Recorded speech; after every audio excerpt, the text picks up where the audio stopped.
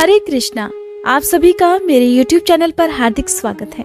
भगवान कृष्ण सदा आप और आपके परिवार की रक्षा करें। आप सभी का दिन शुभ हो। इससे पहले आपने सुना था माघ मास महात्म्य का 23वां अध्याय। इस अध्याय में लोमश ऋषि ने बताया कि किस प्रकार एक दानी और सत्यवादी राजा ने पाखंडियों की बात में आकर अपने धर्म का और अपने सभी सत्यवादिता का त्याग कर दिया था और किस प्रकार अधर्मी बन गया था। पाखंडियों ने उस राजा को अपनी बातों में लेकर उससे कहा कि वह श्री हरि की पूजा करना बंद कर दे और भगवान शिव की पूजा करना प्रारंभ कर दे। पाखंडियों ने तो उस राजा से यह भी कहा कि जो भगवान शिव की पूजा करता है उसे श्री हरि की पूजा नहीं करनी चाहिए और श्री हरि की पूजा करने वाले को भगवान शिव की पूजा नहीं करना चाहिए। ऐसा उस पाखंडी ने राजा से कहा था और राजा ने उनकी बात का पालन भी किया, किंतु असलियत में ऐसा बिल्कुल भी नहीं है। आप भगवान शिव की पूजा भी कर सकते हैं और भगवान श्री हरि की पूजा भी कर सकते हैं।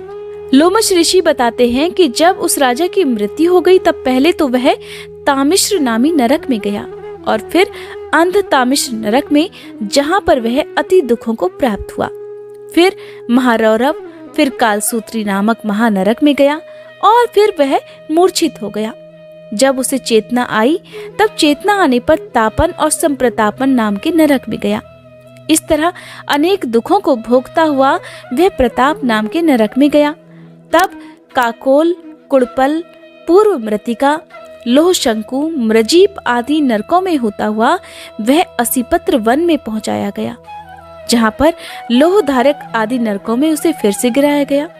भगवान श्री हरि के साथ द्वेष करने के कारण वह 21 युग तक भयंकर नरकों की यातना भोगता हुआ नरक से निकलकर हिमालय पर्वत पर बड़ा भारी पिशाच बन गया। इसके बाद उस राजा के साथ किया हुआ इसका वृतांत आज आप सुनने वाले हैं माघ मास महात्म्य के अध्याय 24 में। जब राजा हिमालय पर्वत पर बड़ा भारी पिशाच बन गया तब वह उस वन में भूखा और प्यासा ही भटकता रहता। उसे मेरु पर्वत पर भी कहीं भी खाने को ना तो भोजन मिला और ना ही पीने को जल। इस प्रकार भूख और प्यास से व्याकुल वह घूमता और भटकता हुआ प्लुत नाम के एक वन में जा पहुंचा। बहेड़े के वृक्ष के नीचे वह दुखी होकर हाय मैं मरा, हाय मैं मरा ऐसे शब्द जोर जोर से पुकारने लगा। साथ ही वह कहने लगा, भूख से दुखी मेरे इस जन्म का न जाने कब अंत होगा। इस पाप रूपी समुद्र में डूबते हुए मुझे अब भला कौन सहारा देगा। लोमश ऋषि कहने लगे कि इस प्रकार वेद पाठ करते हुए देवद्युति ने उसके दुख भरे वचनों को सुना और वहां पर एक पिशाच को देखा, जिसकी लाल डरावनी आंखें, दुर्बल शरीर, काले काले ऊपर खड़े बाल, विकराल चेहरा, काला शरीर, लंबी सी जीभ बाहर को निकली हुई, लंबे होंठ, लंबी लंबी जांघें, लंबे पैर, सूखा चेहरा, आंखों में पड़े गड्ढे वाले पिशाच को देखकर देवद्युति ने उससे पूछा, तुम कौन हो और ऐसी करुणा से क्यों रो रहे हो? तुम्हारी ये दशा कैसे हुई और मैं तुम्हारा क्या उपकार कर सकता हूँ, मुझे बताओ। मेरे आश्रम में आ जाने से कोई भी प्राणी कभी दुखी नहीं रहता और वैष्णव लोग तो बड़े ही आनंद से रहते हैं। सो हे भद्र, तुम अपने इस दुख का कारण जल्दी जल्दी बताओ, क्योंकि विद्वान मनोरथ पाने के लिए विलंब नहीं किया करते। ऐसे वचन सुनकर वह प्रेत अपना रोना बंद कर हाथ जोड़कर बड़े ही विनीत भाव से कहने लगा, हे द्विज, किसी बड़े पुण्य से मुझे आपके दर्शन प्राप्त हुए हैं। बिना पुण्य के कहा जाता है कि साधुओं की संगति नहीं होती। और फिर उस पिशाच ने अपने पूर्व जन्म का वृतांत कह सुनाया कि भगवान श्री हरि के द्वेष के कारण मेरी ये दशा हो गई है। जिस हरि का नाम यदि अंत समय में मनुष्य के मुख से निकल जाए तो मनुष्य विष्णु पद को प्राप्त होता है, जो सबका पालन करता है। मैंने उसी से द्वेष किया। आज मैं जो भी कष्ट भुगत रहा हूँ ये सब मेरे ही कर्मों का दोष है, जिसकी ब्राह्मण तप द्वारा प्रार्थना करते हैं। ब्रह्मादि देवता, सनकादि ऋषि जिसको मुक्ति के लिए पूजा करते हैं, जो आदि मध्य और अंत में विश्व का विधाता और सनातन है, जिसका आदि मध्य और अंत नहीं है, उस भगवान के साथ मैंने द्वेष किया।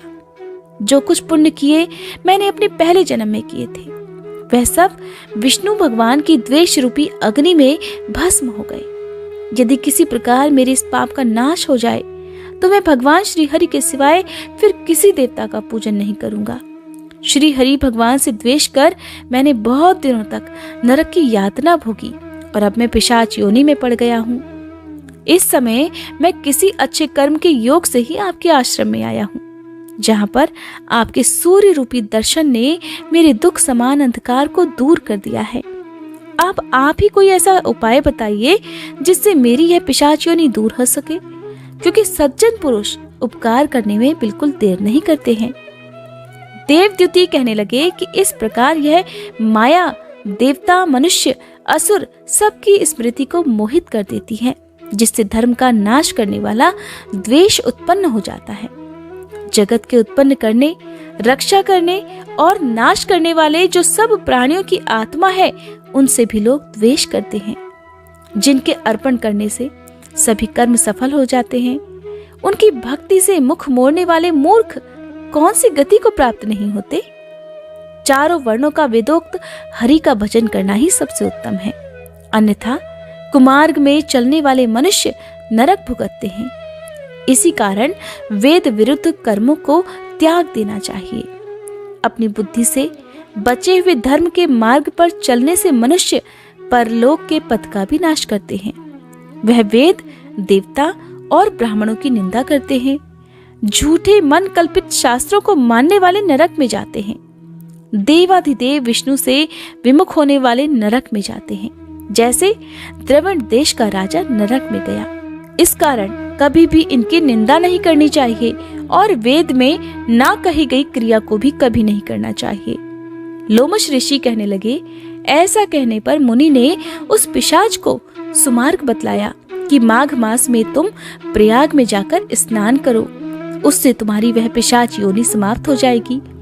माघ मास में प्रयाग में स्नान करने से मनुष्य अपने पूर्व जन्म के सभी पापों से भी मुक्त हो जाता है और वहां पर स्नान करने से मोक्ष की प्राप्ति भी होती है। इससे बढ़कर और कोई प्रायश्चित नहीं। संसार में यह मोक्ष और स्वर्ग का खुला हुआ द्वार है। गंगा और यमुना का संगम त्रिवेणी संसार में सबसे उत्तम तीर्थ है। पाप रूपी बंधन को काटने के लिए ये कुल्हाड़ी है। कहाँ तो विष्णु, सूर्य, तेज, गंगा, यमुना का संगम और कहाँ कि तुच्छ पाप रूपी तृण की आहुति। जैसे घने अंधकार को दूर करने वाला शरद का चंद्रमा चमकता है, ठीक उसी तरह संगम के स्नान से मनुष्य पवित्र हो जाता है। मैं तुमसे गंगा यमुना के संगम का वर्णन नहीं कर सकता, जिसके जल की एक बूंद के स्पर्श से ही केरल देश का ब्राह्मण मुक्त हो गया था। ऋषि के ऐसे वचन सुनकर प्रेत के मन में शांति उत्पन्न हो गई, मानो वो सब दुखों से मुक्त हो गया हो। बड़ी प्रसन्नता से उसने हाथ जोड़कर विनय पूर्वक उन ऋषि से पूछा। उन ऋषि से क्या पूछा, इसका वर्णन आप माघ मास मातम्य के अगले अध्याय में सुनेंगे। आज की ये वीडियो आपको कैसी लगी मुझे कमेंट बॉक्स में जरूर बताइएगा। इसके साथ ही अगर आप भागवत कथाएं सुनना चाहते हैं तो मेरे दूसरे चैनल पर आप भागवत कथाओं का भी रसपान कर सकते हैं, जिसका लिंक मेरी वीडियो के डिस्क्रिप्शन बॉक्स में आपको मिल जाएगा।